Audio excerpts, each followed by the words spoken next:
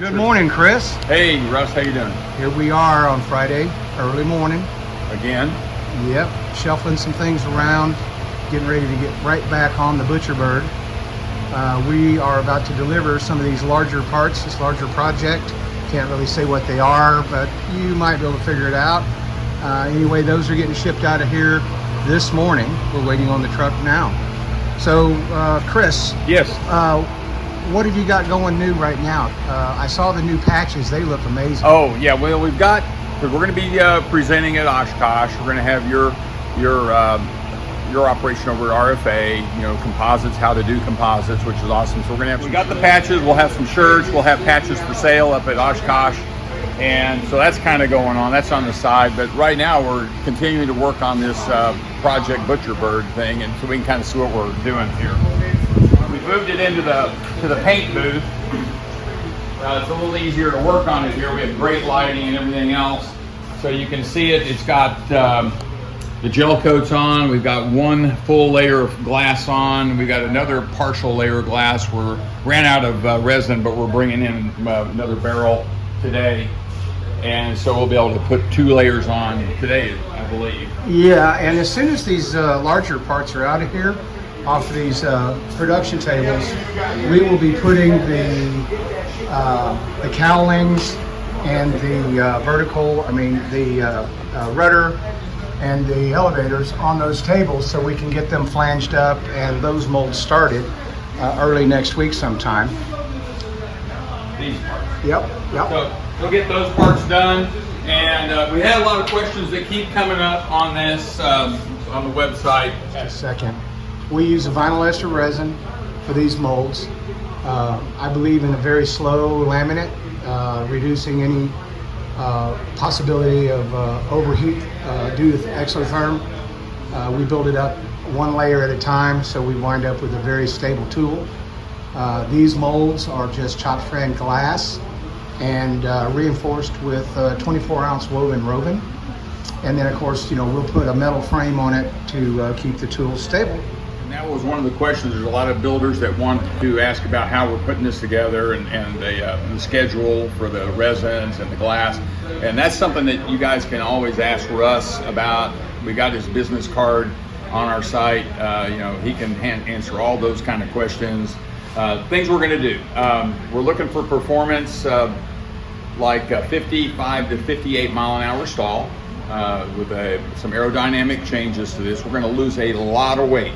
This is a war aircraft plug. No war aircraft comes in at the design weight of 600 pounds. This one weighs 760 pounds. The new ButcherBird is going to weigh 550 pounds, and Russ assures me that we will make that. We will get that weight. That's right, 550 pounds. That's a serious loss of weight, but we're not giving up integrity of the structure at all. In fact, we're going to improve the integrity of the structure. Russ is going to put together a spar for this airplane that's going to be able to take 7.5 G's before it breaks. And we will verify that because we have a load tester here, and we will actually take a spar all the way to failure, documenting it so you'll be able to watch that as we do it. You'll see all of the numbers, you'll see any deflection, you'll see everything all the way to the point of absolute failure. So I'm very confident that once folks can see that, they will have all the confidence in the world, not only in the spars, but the overall structures. The strong structure, the carbon fiber structure, the monocoque structure will be bigger. It will be very strong. It'll have bulkheads at various locations to give rigidity and strength. But you're going to have a bigger cockpit. We're also going to do some adjustments to the canopy and some other places here to make it feel bigger, to where you can get a bigger pilot into there. Since we've lost so much weight, we can carry a heavier pilot also. Let's face it, we're not 160 pounders anymore. So we're going to be able to have a bigger useful load. If we have a bigger cockpit, bigger pilot, we have more options for potential builders. Let me answer a question that came through, you asked me about from everybody's comments. And Chris, He shares all the comments with me, and so if you have specific questions, I'm really happy to try to answer your questions for you. Chris is not technically that educated in the composites process, though he is learning. So I will certainly answer any questions you have. One of the questions was, why did we do the canopy like this? A couple of things is we thought about doing them initially in two parts. Obviously you can see, you know, where the separation line is for the canopy. And we determined that in light of the time that we have to get a display made for Oshkosh, to just do it all at one time. And once we get the first two halves out of the molds, we'll put the molds back together and go ahead and do the frames for the canopy out of what we have. And then once we're back from Oshkosh, we'll go ahead and pull a permanent plug out of this mold for the canopy area and the canopy frames and do them at that time. So that was the reason that we chose to do it that way. And that's the same thing also on the gas tank. Right.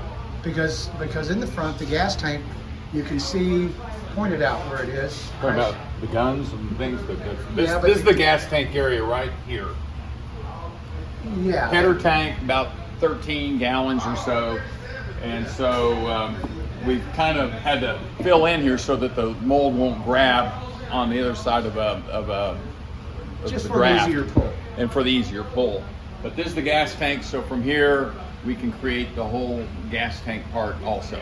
Yeah. So to further tell you kind of what's going to happen today is once those larger parts are picked up, we will be in the booth here and we'll be sanding this entire surface. We will clean it with acetone and then I will prep clean it with MEK.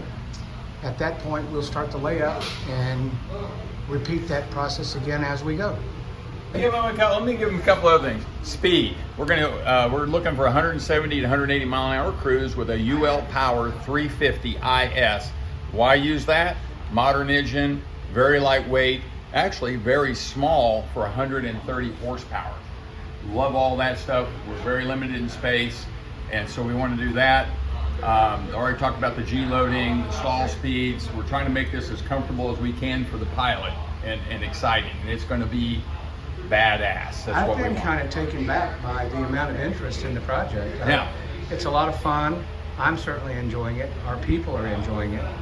And we really appreciate working with you, Chris. All right. Have a good day, guys.